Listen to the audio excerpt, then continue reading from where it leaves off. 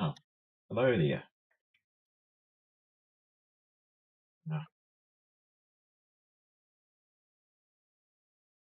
brought out my pencil sharpener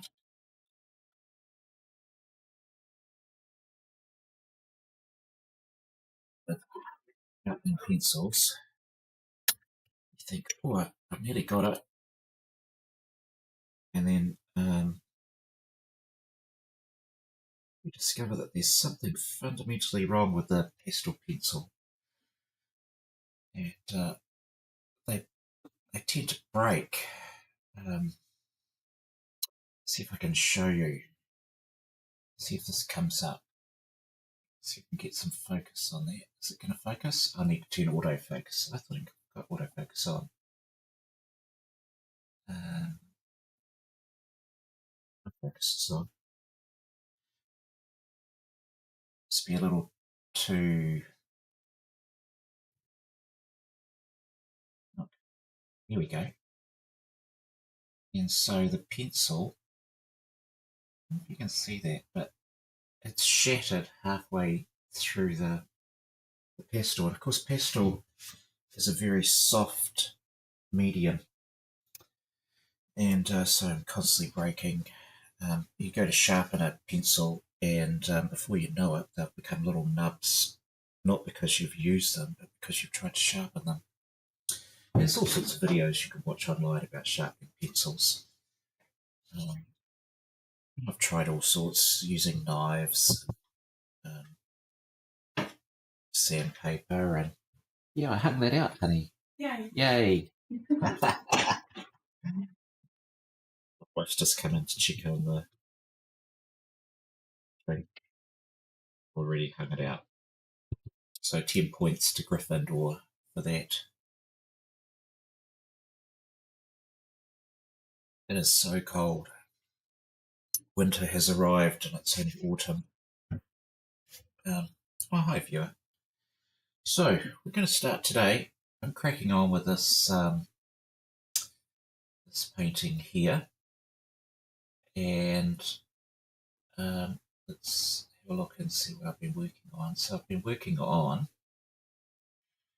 the blouse that she's got, and there's still quite a lot to do in it, and that I've created the story of her top. So there's actually too much information on her top at the moment.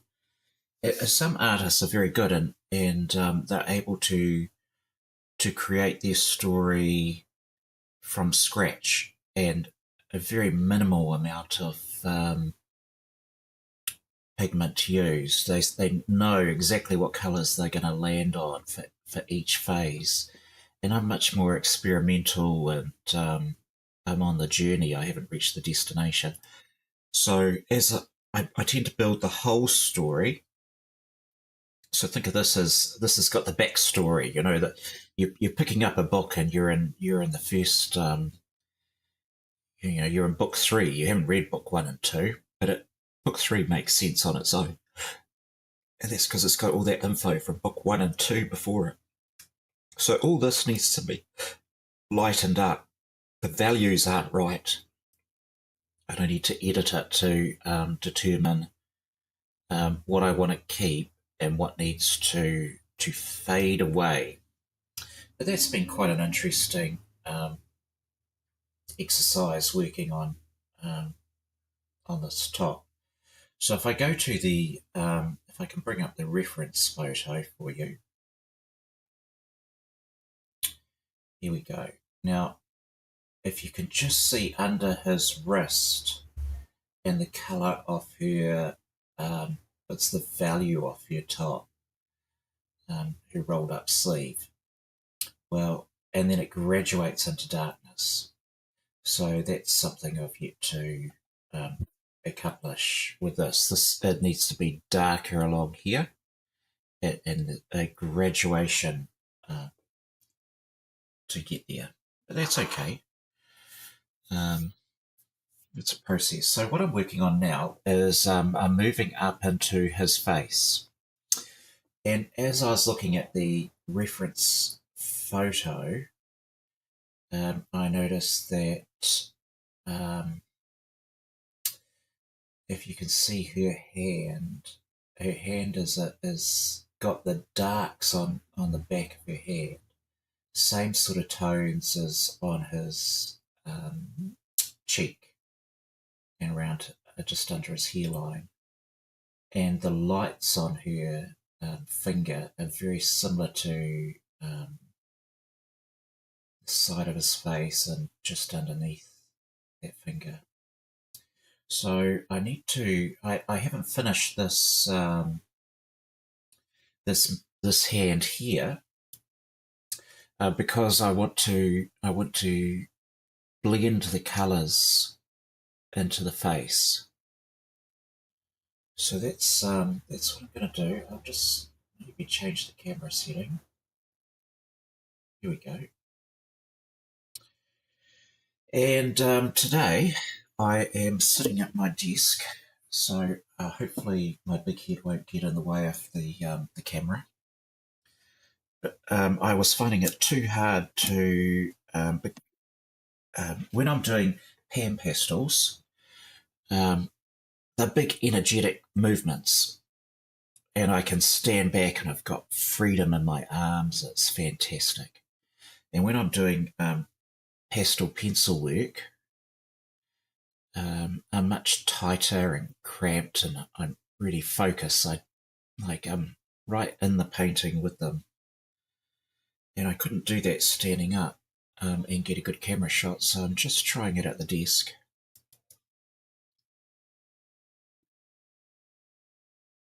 Just finished that coffee.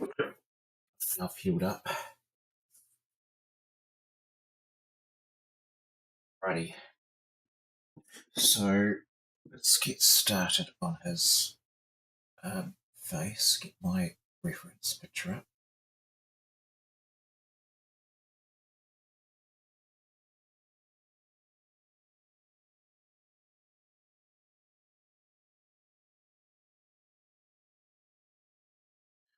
We'll just start by laying in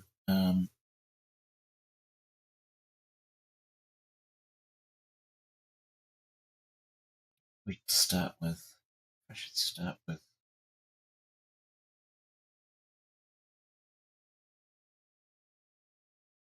this one that I've just sharpened, and which is it's just broken all over the place. It'll probably snap on me, but that's okay. And you won't notice much to begin with, because just it's just white.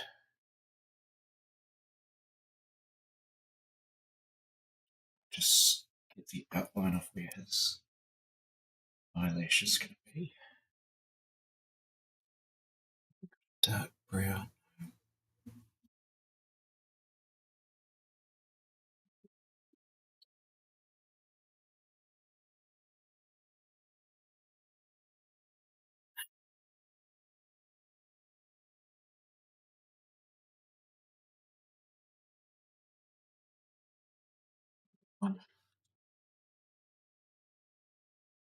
Well, I normally most of my art is done with pan pastels.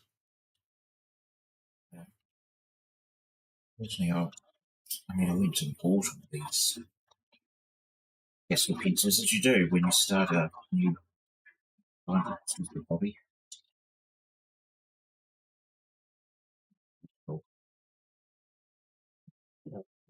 So, where's my camera? This is the Derwent Mini pastel sharpener, and it's quite good.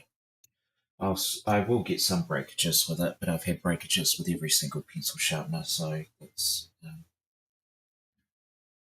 really a big issue.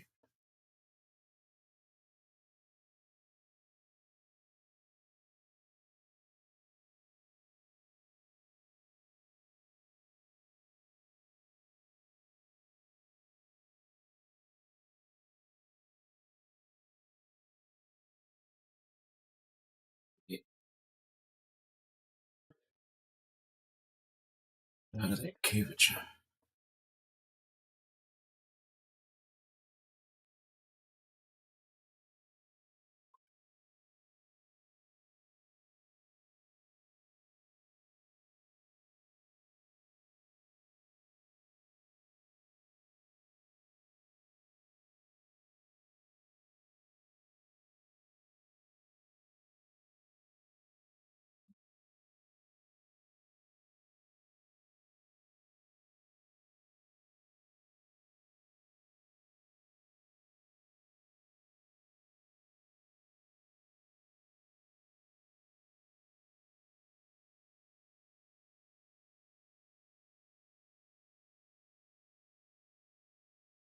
And pastel pencils, I mean, when you start any hobby, you tend to, you start with, well, I started with something cheap. You might start with something else.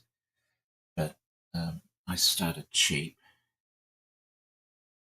I just got a basic set of pastels. And then sort of escalated. Because once you do a couple of paintings, and I call them paintings, not drawings. It's always debatable.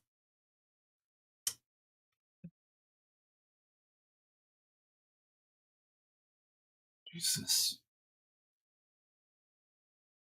Get red. I'll dilly dally for a bit here while I work out what I'm going to do.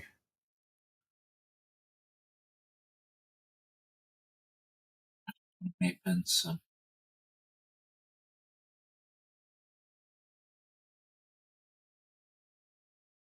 stand how space works. So where was I? I was saying, and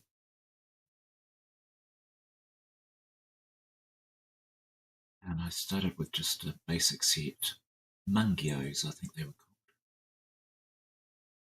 Got it to Windsor and Newton, and they were just beautiful pastels.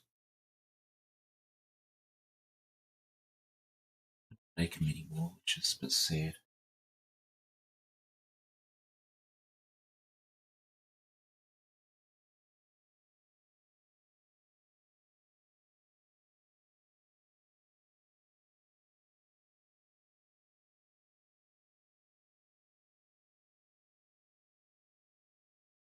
Then I tried some Art Spectrum,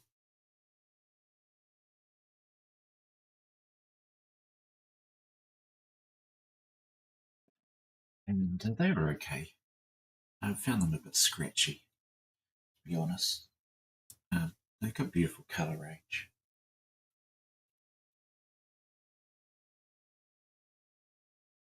I'm just going to go with these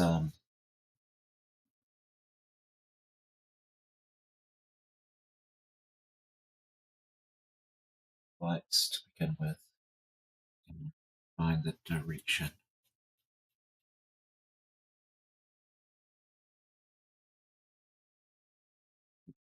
Shapes where their face is getting pulled.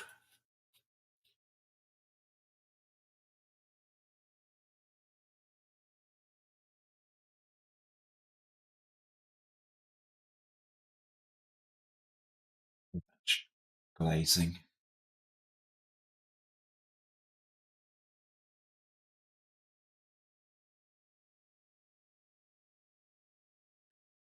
It's a bit of work to get rid of that.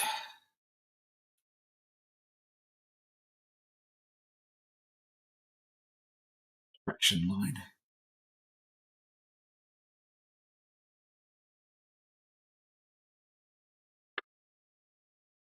So once I had sort of watched videos on people, these beautiful pet portraits on YouTube, and they're all using pastel pencil. So I thought, oh, that'll make me good. I'll get pastel pencils and then I can do work like they do. Well, that's a bit of a fantasy. Um, you only ever do the work that comes out of your mind and heart, not someone else's.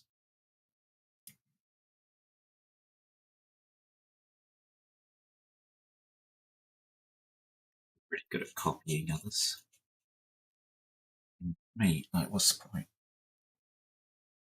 You're gonna put your time into art, do something that you like, not someone else.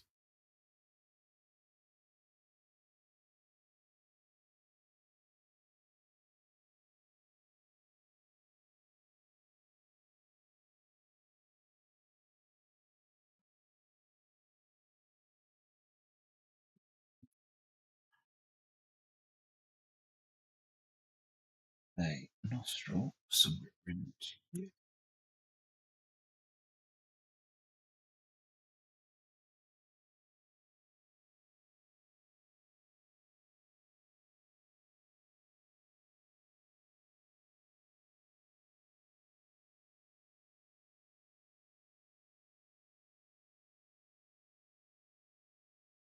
Anyway, so the first pastel pencils I got were Derwents,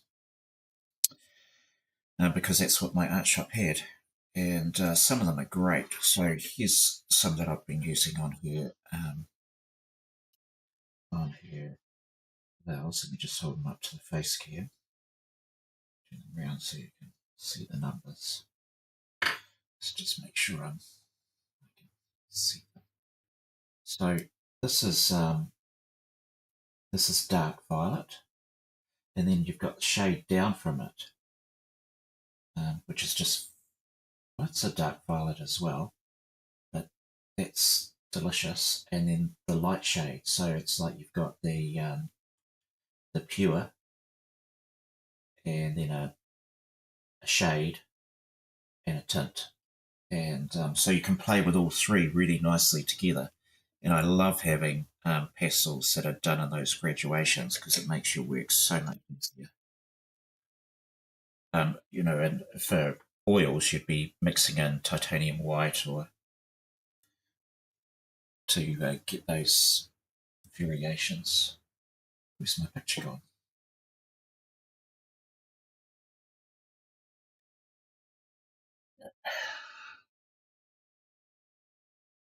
You need to put the green in, but we'll do it anyway.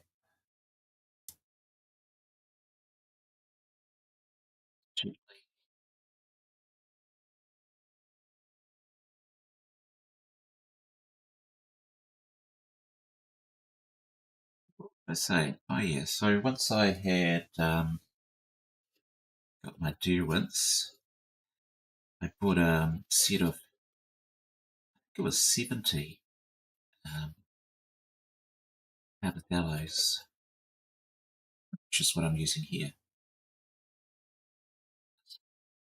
Stabilo Abathellos.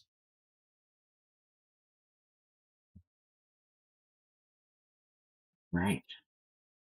You get the problem with getting 70 is there's colours you never use. Well, not for a long time. You can sort of experiment with them, but you end up finding the colours that work for you. Um, those ones end up shrinking because they get used. I've got a red in here, a royal blue. They're just little nubs now because they were favourites.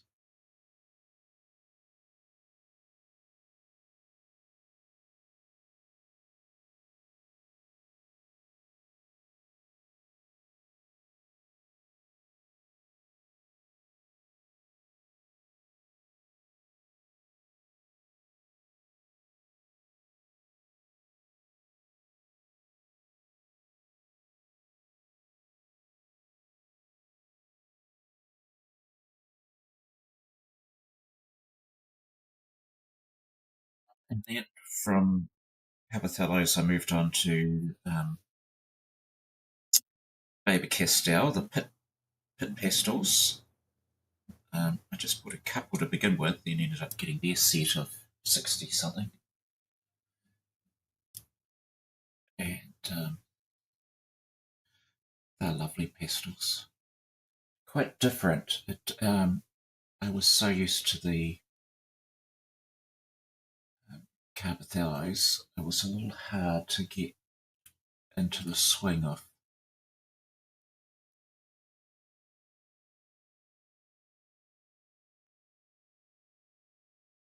using the pits. No, but I use them all the time now for skin. So, where's that one I had before? Go on, I hit you a moment ago. Oh, there you go. So, this is a beautiful one to use. And I was just laying in some colour with it a moment ago.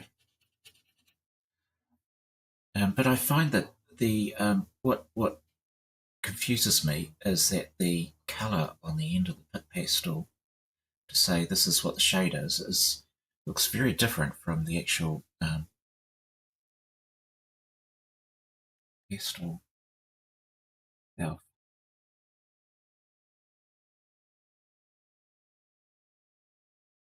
Really throws me.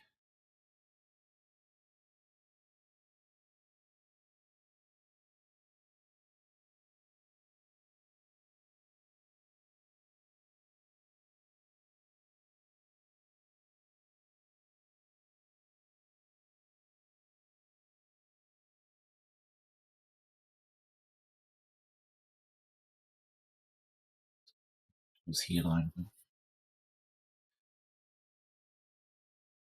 um, over that, but I want that.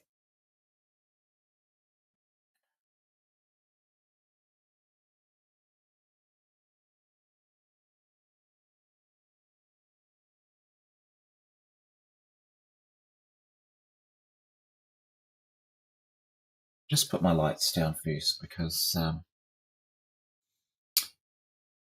even though these aren't the real colours that his face is going to be,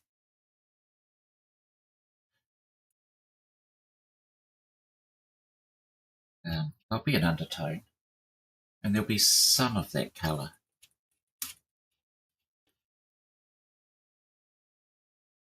that'll come through.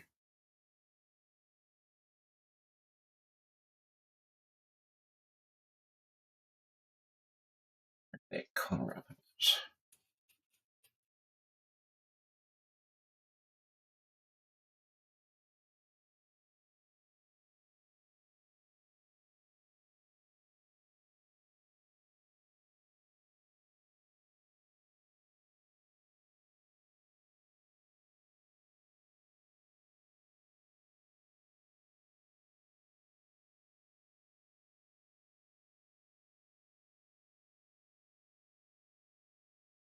So after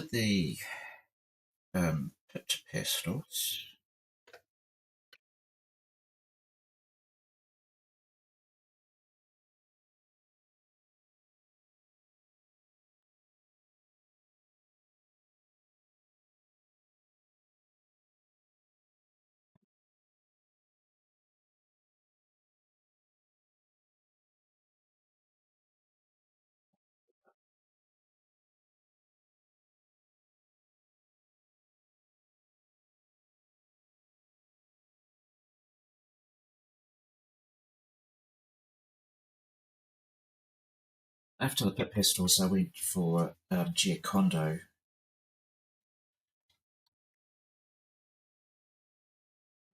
with a range they call Poem. Yep. So there we go. You go to sharpen your pestle and bammo. It's really irritating.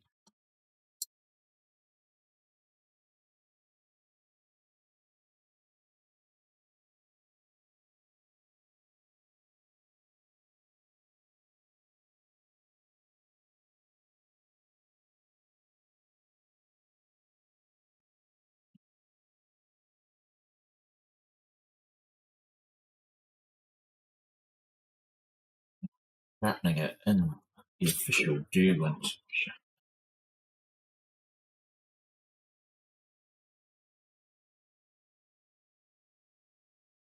It's broken again.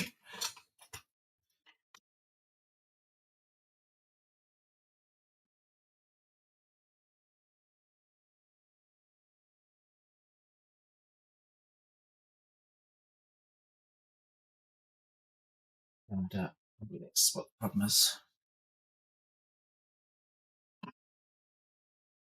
Bring that up a bit.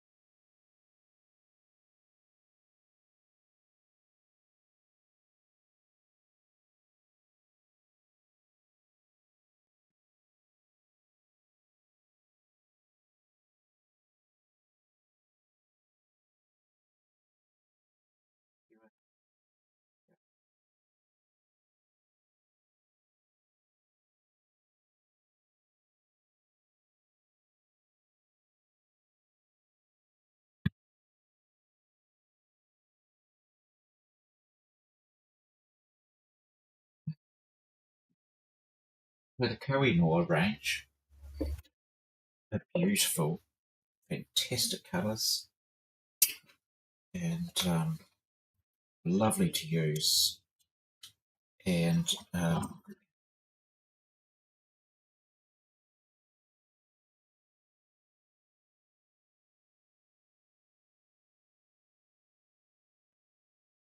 wanted for the tiniest little bit of use I wanted it for as well.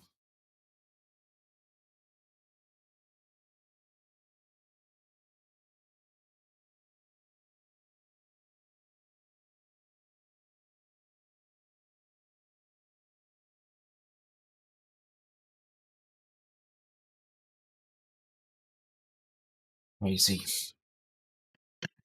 For the Kohinoors, I've been using, and what I've done with them. See if it comes up on this camera rather right in front. So you see that?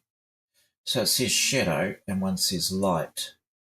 And you see this is my slightly darker one, and that actually says light shadow. And so I've been using it all through the top, just floating it on top of the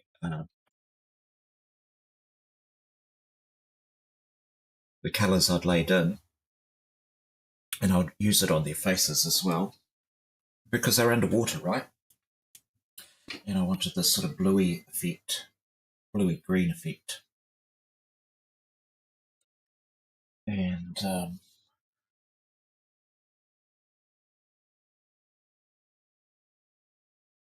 I've been quite happy with those. They worked out really, really well.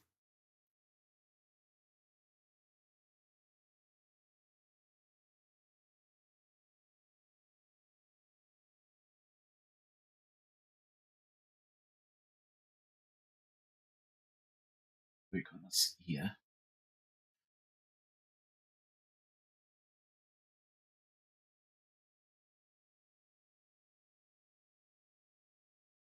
These are always fun to break into.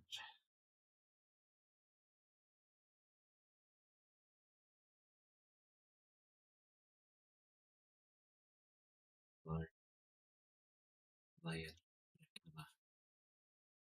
Just resting on top of your finger. Oh, here. My finger's underneath. Is it when it just sharpened? Crimson.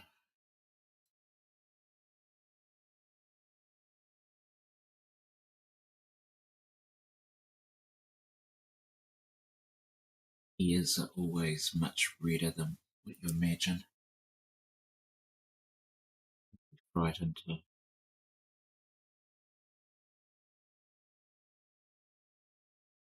them. Watch someone blush. Check the ears.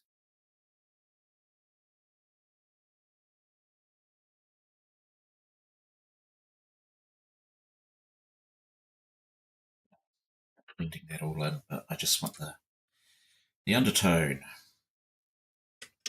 Just keep that one.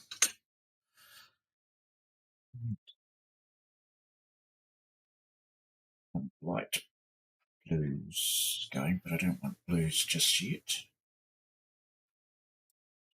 Some yellow.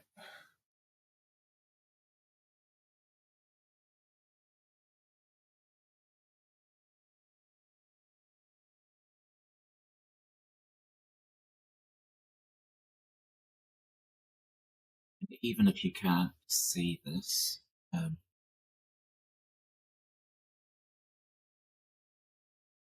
doing the camera because I am doing the lights. And some people work from dark to light. But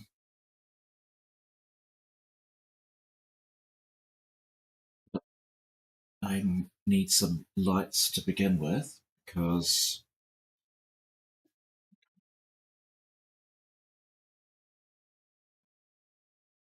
pretty dark yellow, and ochre maybe.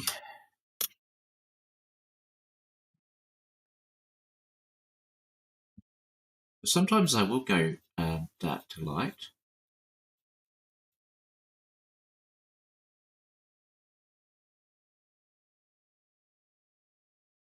Because particularly at the moment, because I'm working on a very light paper.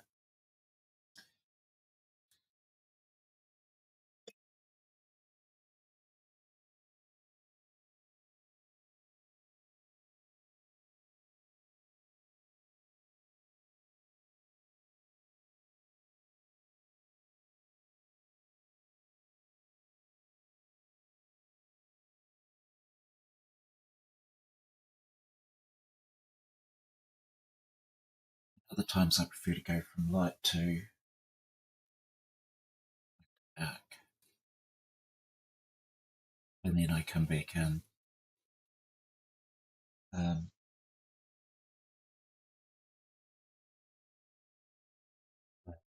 Lights on top, highlights.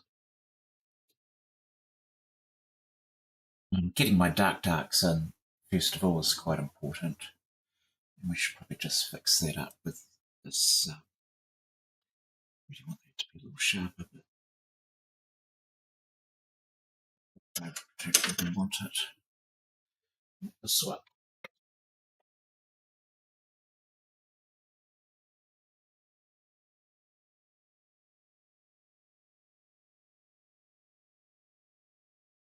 One of my favourite Carbothellos, 1400/330, and one of my most used pencils. Even when I'm doing a pan pastel, I'll bring this one out, and it's you mix it with some green or blue for darks,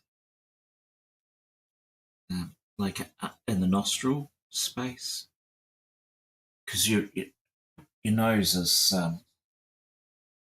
quite red.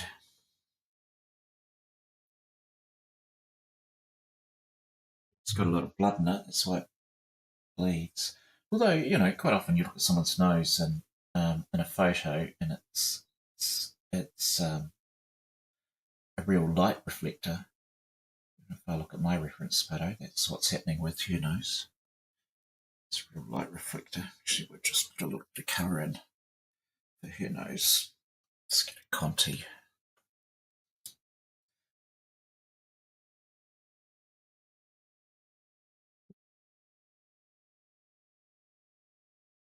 This is going to be.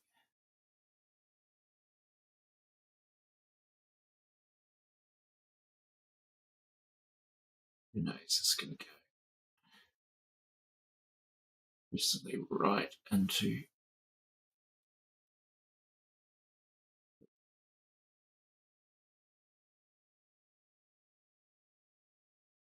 let's just capture that while we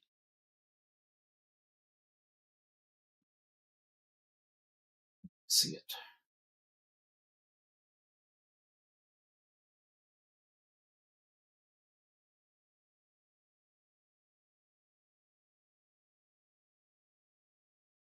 Very gently. Now those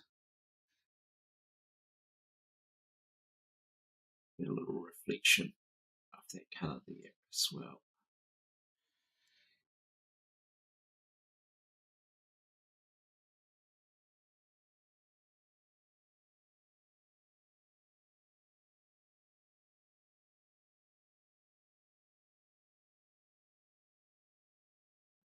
Just know what's happening with where was I? I was back down in here.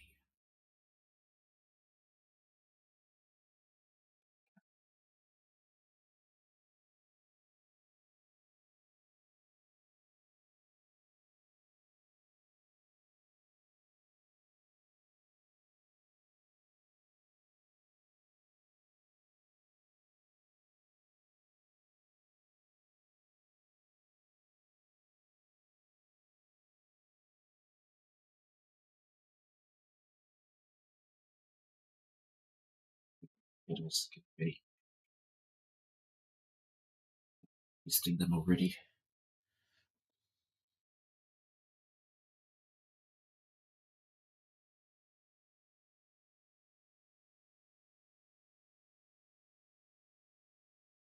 Ideally we'll pull that colour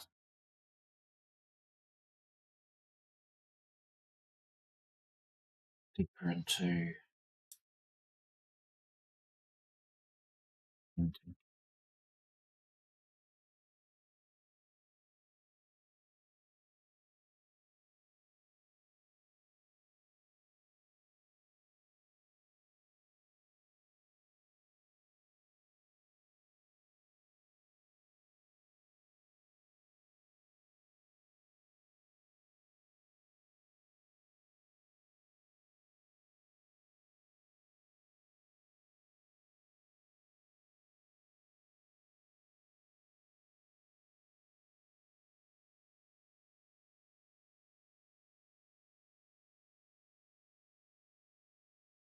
so warm shadows.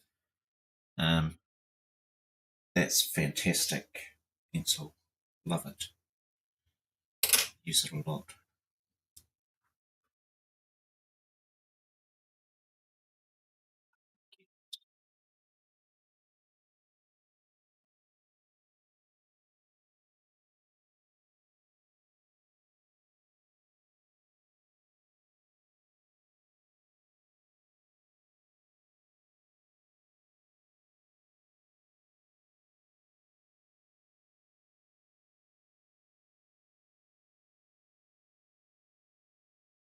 There's a reason why artists um, are uploading a video on a time lapse, because it can just take so long to.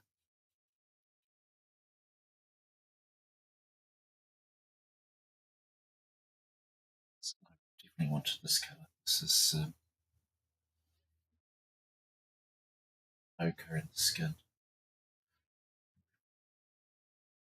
It's warm here.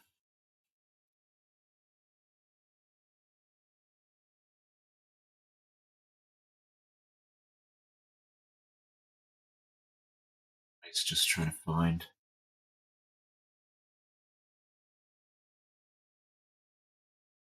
Because she's pressing her hand into his face, then his skin's going to be going slightly different ways. And while that probably won't show up in the final painting, we're not just, painting by numbers here and filling in a colour. Um, a illusion of depth. It's here now.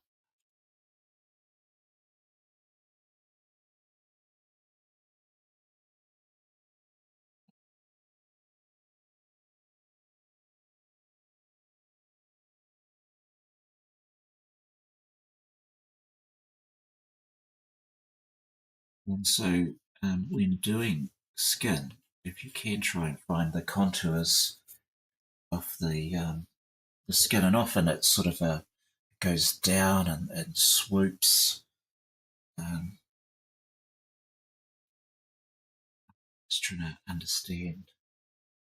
So, it's coming, there's an indentation here, but it's been pressed in there, so got more of an S thing going on.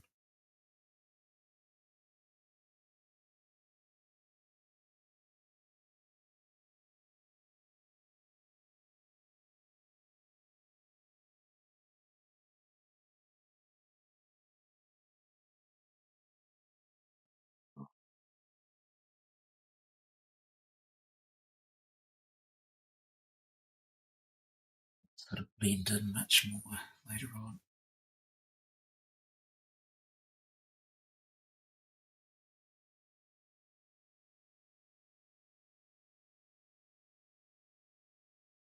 Quite dark, but it's okay.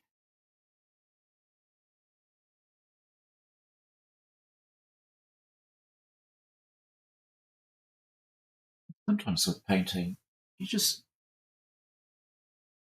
got to trust it's gonna work out.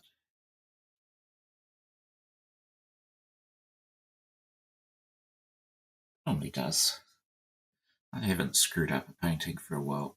I think once I got past about 70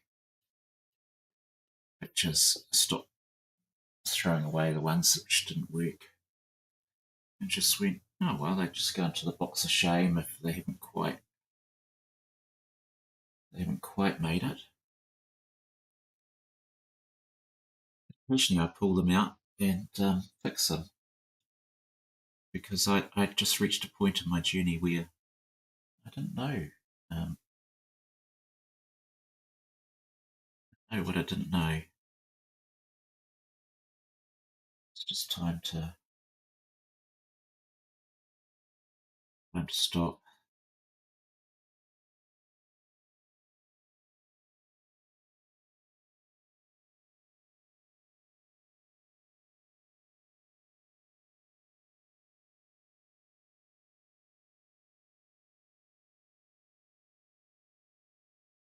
This light glaze around the mouth is quite interesting because you've got these curves.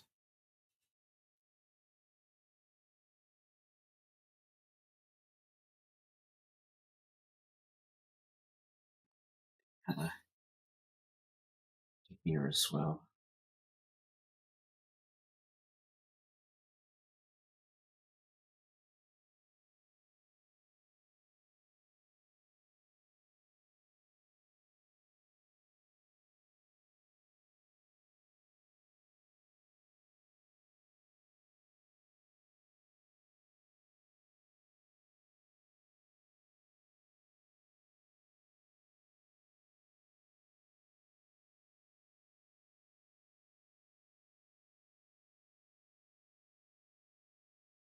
Sort of going to fade.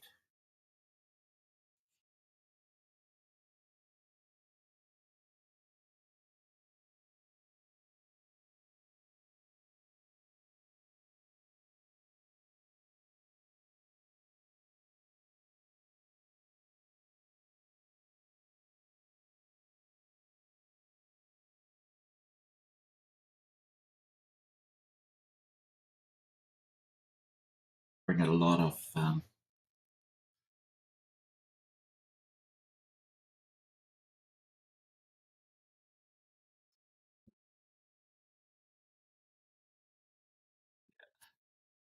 bring too much ochre into her hand at this stage, but because I can see it, and I'm a great believer if you see it, you can paint it.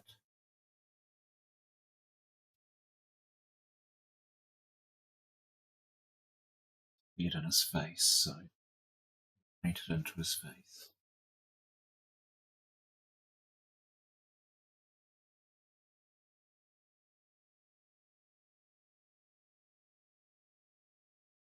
His hair's going to be swooping in here.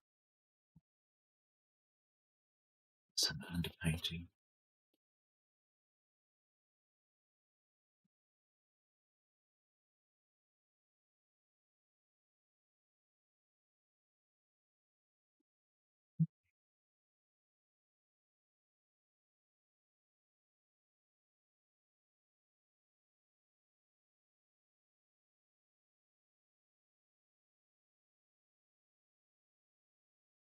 Time for blues yet.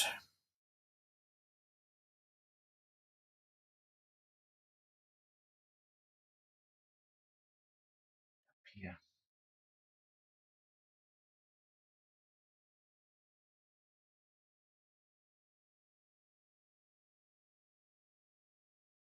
Lots of interesting shadows as well.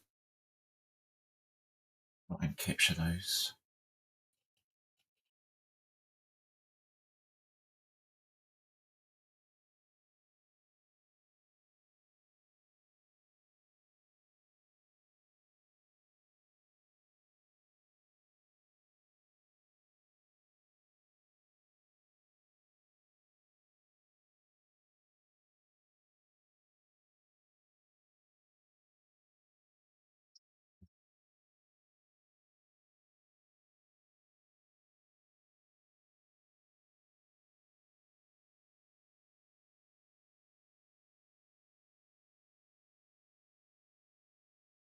To get that depression.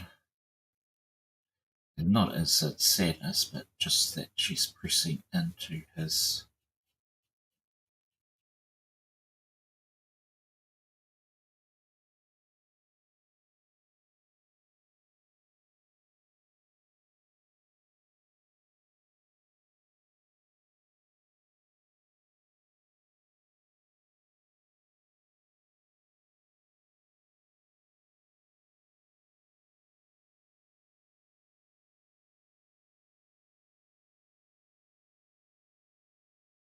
That dark one.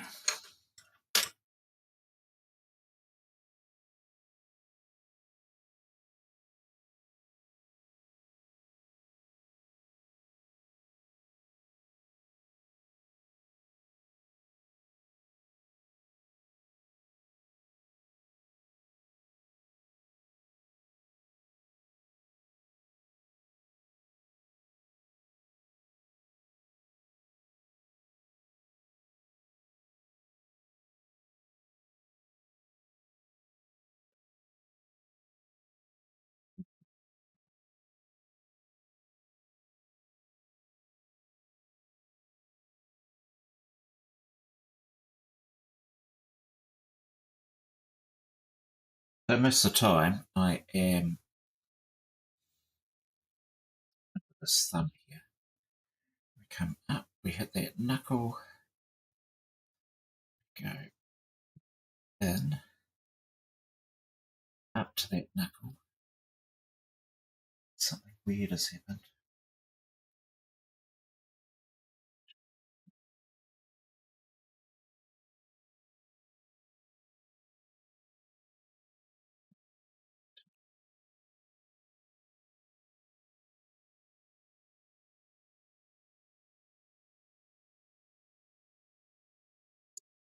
That out.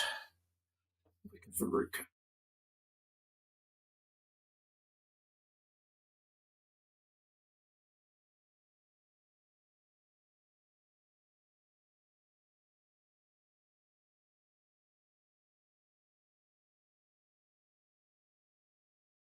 Yeah, it's coming down. Maybe not that much, David. Good grief.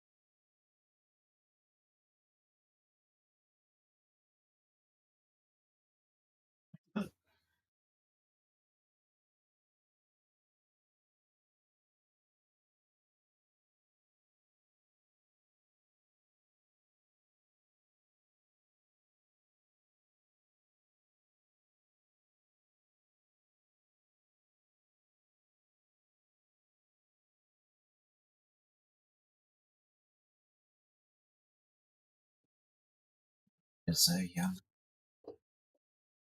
fingernail going. So, yet.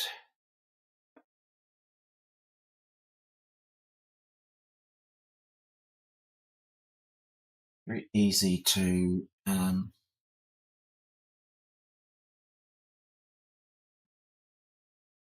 oh, that's better. Suddenly it appears.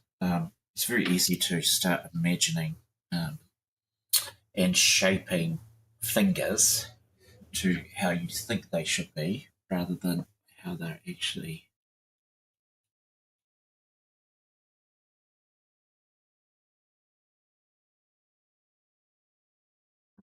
shaped.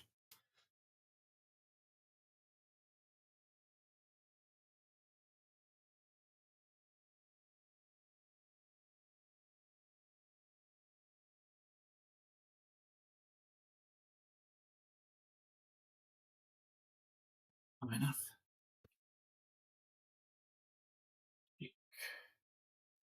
That should be his eye.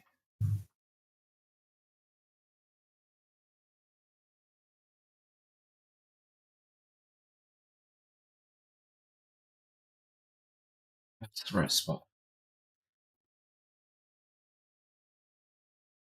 For a second, I wasn't sure if I'd got his ear hole in the right spot.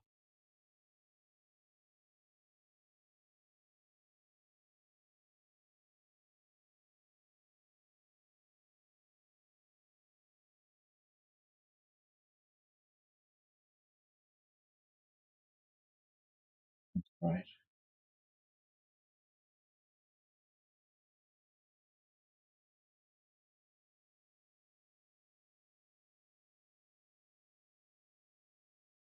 Happy I fixed that thumb because when I do the first bit of the drawing, then I'm uncertain, and then later on you go, "What's wrong? What have I done wrong?" And for me, painting is very much like puzzle solving. Sometimes it's a cryptic crossword, and I'm not very good at cryptics. In fact, I just don't do them because I can't step inside someone else's mind like that. I have enough trouble in my own mind.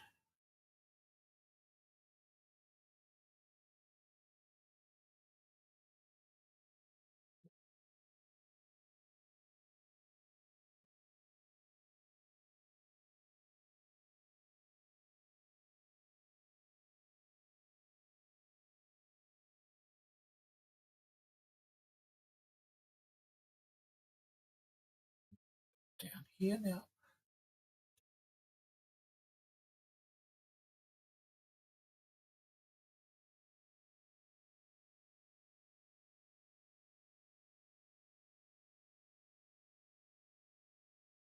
We're just scrambling.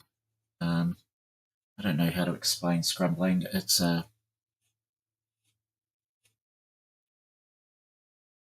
guess you could call it glazing instead. You're just very gently running the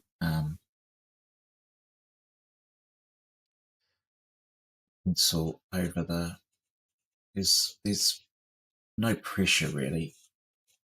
Um, Eventually, it will catch.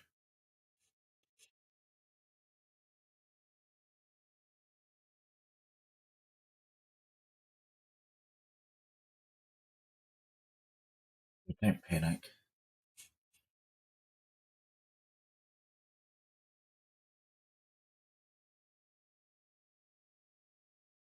I'm just trying to lay in some same colour coming back into the hand. So what we're going to do is we're going to build up this colours that go in the face are going to be the colours in the hand. And I could be working on her face at the same time, but her face is going to be very strong contrast, and ready to do that yet.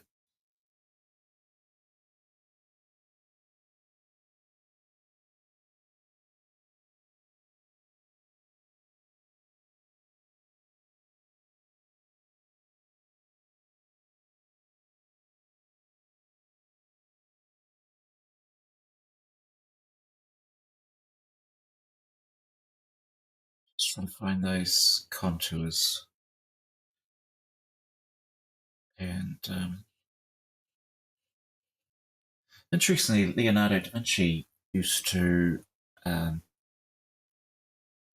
walk the streets of cities he lived in, and he would look for the most unusual faces he could find. Exaggerated features was what he wanted. And he hasn't got a lot of paintings, but he did a massive amount of drawings, sketches.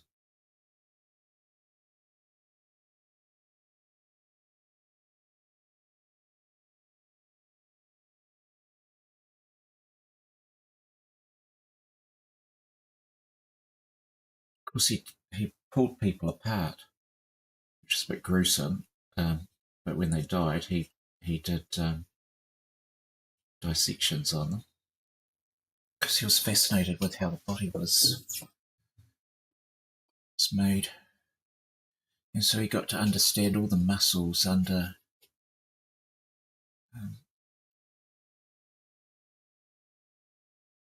was operating under the skin. So when he did do painting,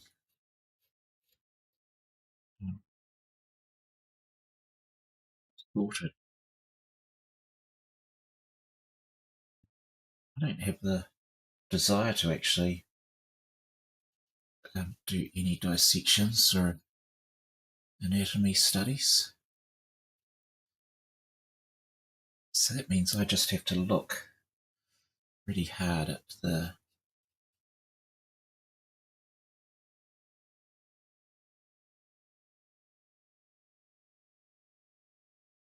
reference.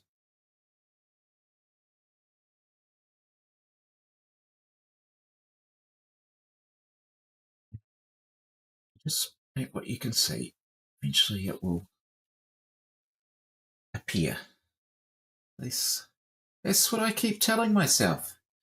That's what I tell myself. David, don't worry. It's gonna come. Just relax.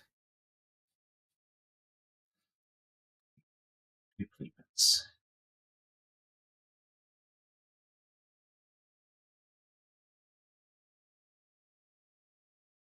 Yeah.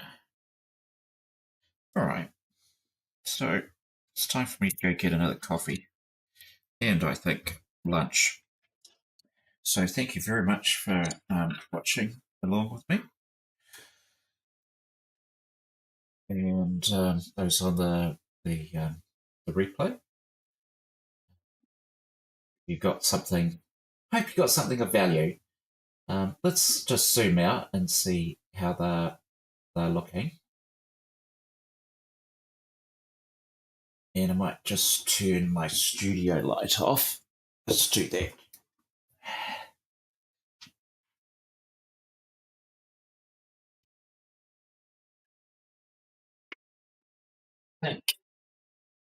Does that show it any better?